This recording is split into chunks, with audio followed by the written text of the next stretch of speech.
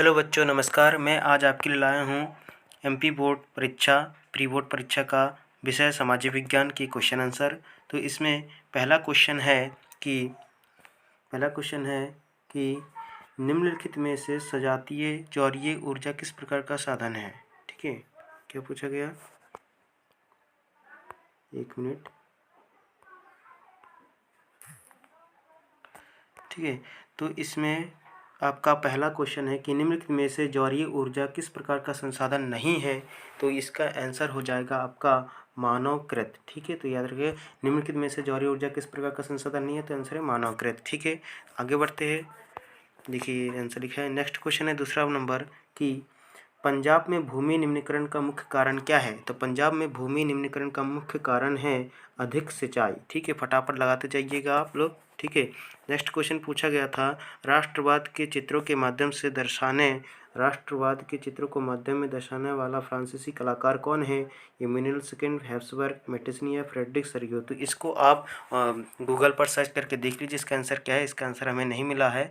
ठीक है, बाकी सभी के क्वेश्चन और पूरा फुल सॉल्यूशन लेकर मैं आया हूँ, तो पूरा देखिए आप लोग। ठीक है, तो नेक्स्ट क्वेश्चन है कि स्वतंत्रता आंदोलन के दौरान वीर सेनानी भगत सिंह ने कौन सा प्रसिद्ध नारा दिया था। सबको पता है कि भगत सिंह ने इनमें से कौन सा नारा दिया था। दिल्ली चलो, ये करो या मरो, स्वराज्य मेरा जन्मसिद्ध अधिकार है, या इंकलाब जिंदा है। तो हमें पता है कि इसका आंसर क्या है, इंकलाब जिंदाबाद। क्या है, इंकलाब जिंदाबाद। ठीक है दोस्तों, तो सबको पता है ना कि भगत सिंह ने इंकलाब जिंदाबाद ये वाला नारा दिया था। ठीक है, तो चलिए आगे बढ़ते हैं। इंकलाब जिंदाबाद लिखा है। ठीक है, नेक्स्ट क्वेश्चन है पाँचवा नंबर के क्वेश्चन क्या लिखा है कि इनमें से लोकमत का मार्ग बाधा क्या है। इनमें से लोकमत मार्ग में बाधा है जातिवाद, जागरूकता, शिक्षा या स्वतंत्रता। तो इसका आंसर है जातिवाद। ठीक है, क्या है, जातिवाद इसका आंसर है। ठीक है, पाँचवें नंबर का। नेक्स्ट क्वेश्चन है छठवां नंबर कि घरेलू बाजार में बहुराष्ट्रीय कंपनियों का प्रवेश किसके लिए हानिकारक साबित हो सकता है। तो आंसर है सभी बड़े पैमाने पर उत्पादक, सभी घरेलू उत्पादक। तो इसका राइट आंसर होगा सभी घरेलू उत्पाद। ठीक है, आगे बढ़ते हैं। छठवां का सभी घरेलू उत्पादक हो गए। फिर रिक्त स्थान की पूर्ति में देखिए, तो रिक्त स्थान में पूर्ति के क्वेश्चन है कि भारत में सघन वन क्षेत्र कितना प्रतिशत है। 24.56% है। ठीक है, 24.56% है। जिला मार्ग सड़कों का निर्माण व रखरखाव द्वारा किया जाता है लोक निर्माण विभाग। ठीक है, क्या है इसका आंसर, लोक निर्माण विभाग। जिला मार्ग की सड़कों का निर्माण व रखरखाव लोक निर्माण विभाग के द्वारा होता है। ठीक है, आगे बढ़ते हैं हम। सबका ये पूरा सॉल्यूशन है मेरे पास। ठीक है, दूसरा क्वेश्चन है इसी में रिक्त स्थान में कि पूर्ण स्वतंत्रता का प्रस्ताव हमें कब पारित हुआ था। तो पूर्ण स्वतंत्रता का जो पारित हुआ था हमें, ये तीसरा क्वेश्चन है, 15 अगस्त 1947 को हमारा भारत देश आज़ाद हुआ था, तभी तो पूर्ण स्वतंत्रता का प्रस्ताव पास हुआ था। ठीक है, पारित हुआ था। छपाई के लिए कंपोज करने वाला कहलाता है कंपोजिट स्टिक। क्या कहलाता है, कंपोजिट स्टिक। ठीक है, नेक्स्ट है पाँचवा नंबर कि भारत की वर्तमान पंचायती राज व्यवस्था डैश संवैधानिक संशोधन पर आधारित है। तो कौन सा संवैधानिक संशोधन, 73वां संविधान संशोधन। ठीक है, भारत की वर्तमान पंचायती राज व्यवस्था 73वां संविधान संशोधन पर आधारित है। ठीक है, नेक्स्ट क्वेश्चन क्या था, नेक्स्ट क्वेश्चन था आप लिखिए छठवां क्वेश्चन कि 2011 की जनगणना के अनुसार महिला साक्षरता दर कितनी थी। तो 64.6% थी। ठीक है, नेक्स्ट है सातवां कि ISI डैश का सुरक्षा चिन्ह है। तो हॉलमार्क इसका आंसर, राइट आंसर हो जाए हॉलमार्क का सुरक्षा चिन्ह है ISI। ठीक है, आगे बढ़ते हैं। सही जोड़ी, तो हम लोग सही जोड़ी को मिलाते हैं। ठीक है, तो आपका ये सही जोड़ी है, ये सही जोड़ी देख लीजिए। सही जोड़ी का ये आंसर आपको लिए ये नीचे लिखा हुआ है, देख लीजिए। पहले का छठवां नंबर है चुन्नटों से कपड़े समेटने वाला, फिर बोलीविया, फिर श्रीलंका, फिर ऊन छाटने वाला, फिर चीन, फिर अहमदाबाद। ठीक है, ये आप इसका स्क्रीनशॉट ले लीजिए। ये है आपका सही जोड़ी। ठीक है, सही जोड़ी का ये सही आंसर यहाँ पर ये लिखा हुआ है। ठीक है, लिख लीजिए, स्क्रीनशॉट ले लीजिए आप जल्दी से। आगे बढ़ते हैं हम। ठीक है, ये अब प्रश्न चौथा नंबर का ये क्वेश्चन है कि निम्नलिखित प्रश्नों के एक शब्द दिया कि उत्तर में वाक्य दीजिए। तो पहला क्वेश्चन है मरुस्थलीय मृदा का रंग कैसा है। तो जो मरुस्थलीय मृदा का जो रंग है वो धूसर रंग का है, भूरी है, ईट जैसी लाल है। ठीक है, नेक्स्ट क्वेश्चन है सिंहों का प्राकृतिक आवास स्थल कहाँ है। तो गिर नेशनल पार्क यानी गिर राष्ट्रीय उद्यान में है। ठीक है, आगे बढ़ते हैं। ठीक है, चौथा क्वेश्चन आपका ये हो गया। फिर ये चौथा क्वेश्चन है आपका कि तीसरा क्वेश्चन है कि जॉल वेराइन क्या था। जॉल वेराइन क्या था, तो यह एक जर्मन शुल्क संघ था। ठीक है, फिर नेक्स्ट क्वेश्चन देख लेते हैं। इंपॉर्टेंट क्वेश्चन आया था ये, एक अलग प्रकार का क्वेश्चन है कि कॉर्न लॉ क्या था। तो कॉर्न लॉ देखिए क्या लिखा है कि सरकार ने बड़े भूस्वामियों के दबाव में कानून पास करके मक्के के आयात पर रोक लगा दी। जिस कानून की सहायता से मक्के के आयात पर रोक लगाई थी उसे ही कॉर्न लॉ कहते हैं। कॉर्न लॉ ने मक्के के आयात पर रोक लगा दिया था, उसी को हम क्या कहते हैं, कॉर्न लॉ। ठीक है, नेक्स्ट क्वेश्चन पूछा गया था कि यूरोपीय संघ का मुख्यालय कहाँ स्थित है। यूरोपीय संघ का जो मुख्यालय है वो ब्रुसेल्स में स्थित है। कहाँ है, ब्रुसेल्स में है। ठीक है, नेक्स्ट क्वेश्चन है, 6वां नंबर क्वेश्चन है, क्या है देख लीजिए कि शपथ पत्र से क्या आशा है।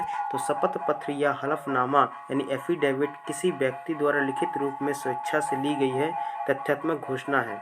घोषणा किसी ऐसे व्यक्ति के समझ ली जाती है जो विधि द्वारा उसके लिए अधिकृत हो, जिसे नोटरी यानी पब्लिक अर्थ कमिश्नर कहते हैं। फिर से आप सुन लीजिए, शपथ पत्र क्या है ना। जैसे अपन शपथ पत्र लिखते हैं ना, तो शपथ पत्र यह एक हलफनामा है। फिर से ना, शपथ पत्र यह हलफनामा को ही कहते हैं किसी व्यक्ति द्वारा लिखित रूप से में स्वेच्छा से ली गई यह तथ्यात्मक घोषणा है। घोषणा किसी ऐसे व्यक्ति के समझ ली जाती है जो विधि द्वारा यानी कानून द्वारा उसके लिए अधिकृत हो, जैसे नोटरी पब्लिक अर्थ कमिश्नर। ठीक है, इस तरीके के शपथ पत्र में शपथकर्ता शपथ लेकर बयान देता है कि वह जो सब कुछ ये जो है जो कुछ भी जानकारी दे रहा है वह सच है। ठीक है, आगे बढ़ते हैं कि 7वां नंबर क्वेश्चन था भारत में सर्वाधिक साक्षर राज्य कौन सा है। तो आंसर है केरल, सबको पता है। ठीक है, आगे देख लीजिए प्रश्न नंबर 5वां का सत्य असत्य है कि महासागरीय जल अलवणीय होता है, जो कि बिल्कुल असत्य गलत, जबकि महासागरीय जल जो होता है वो लवणीय होता है।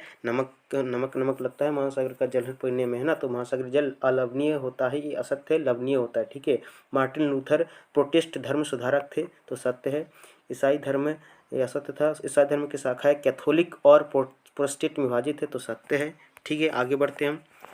ठीक है, आगे क्या है, भारतीय स्टेट बैंक करेंसी नोट जारी करता है, तो यह सत्य है। सेवा क्षेत्र अर्थव्यवस्था का प्राथमिक क्षेत्र है, तो ये सत्य है, सेवा क्षेत्र प्राथमिक क्षेत्र होता है। ठीक है, चाय की झाड़ियों को उगाने के लिए वर्ष भर कोष्ण नाम पाला रहित जलवायु की आवश्यकता पड़ती है, तो ये भी सत्य है। ठीक है, आगे बढ़ते हैं, है ना। अब प्रश्न 6 नंबर का क्वेश्चन है कि एजेंडा 2021 क्या है। तो एजेंडा 2021 ये आप देख लीजिए क्या है।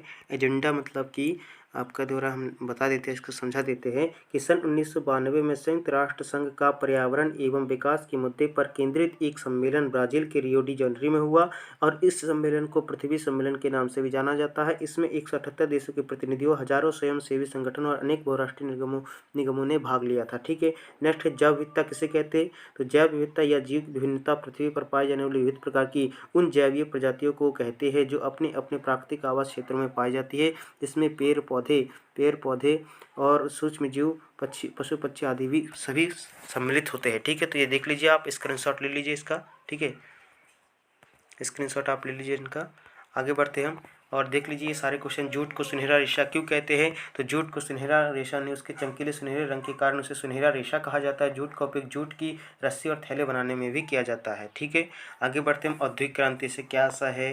पंचांग किसे कहते हैं। पंचांग का शाब्दिक अर्थ पंचधन अंग यानी 5 अंग, यानी पंचांग यानी हिंदू काल की गणना से रीति निर्मित पारस्परिक कैलेंडर कालदर्शक को कहते हैं। पंचांग नाम इसके 5 से बने होने के कारण जो तिथि वार नक्षत्र योग करण इस प्रकार योग प्रमुख भागों से बने होने के कारण आप स्क्रीनशॉट ले सकते हैं। ठीक है, इसका स्क्रीनशॉट ले लीजिए इस तरीके से। ठीक है, फिर अश्वेत शक्ति आंदोलन क्या है था, तो इसका भी स्क्रीनशॉट ले लीजिए आप। लोकतंत्र की 2 विशेषताएं क्या है, ये पूरा आपका सॉल्यूशन है, ये पूरा सही जान के। विदेशी व्यापार की समझा क्या है, विदेशी व्यापार को परिभाषित कीजिए। विदेशी व्यापार का अर्थ उस व्यापार है जिसके अंतर्गत 2 या 2 से अधिक देशों के बीच वस्तुओं और सेवाओं का विनिमय करता है, दूसरे देशों से वस्तु खरीदता है, आयात कहलाता है, और बेचना निर्यात कहलाता है। ठीक है ना, विदेशी व्यापार में दूसरे देशों से वस्तुओं को खरीदना आयात और अपने देश से दूसरे देशों को बेचना निर्यात कहलाता है। ठीक है, याद रखना। ठीक है, उपभोक्ता जागरूकता से क्या तात्पर्य है, स्क्रीनशॉट ले लीजिए आप। ठीक है, ये इस तरीके क्वेश्चन है, सारे क्वेश्चन को आप देख लीजिए। सकल घरेलू उत्पाद जीडीपी है ना, जीडीपी का कुल शेयर 27%, इनमें से 10% खनन बिजली और गैस से आता है और 17% विनिर्माण से आता है। ये पूरा लिख लीजिए आप। ठीक है, ये पूरा स्क्रीनशॉट ले लीजिए। ठीक है, तो आपको ये वीडियो कैसा लगा? इस वीडियो में जो सारे क्वेश्चन हमने इतना आपके लिए मेहनत करके लाया हूँ, तो आप लोग इस वीडियो को लाइक, कमेंट एंड शेयर अपने दोस्तों को भी कर दीजिए। 10वीं वाले बच्चों को भी ये वीडियो शेयर कर दीजिए ताकि उनको भी यह जानकारी मिल जाए, वो भी यह वीडियो को पूरा देखकर सही आंसर लिख पाए। ठीक है, तो और हमारे चैनल पर नए हो तो हमारे चैनल को सब्सक्राइब कर दीजिए, लाइक कमेंट जरूर कर दीजिए कि कैसा लगा आपको ये वीडियो। ठीक है, thank you so much video को लास्ट तक देखने के लिए।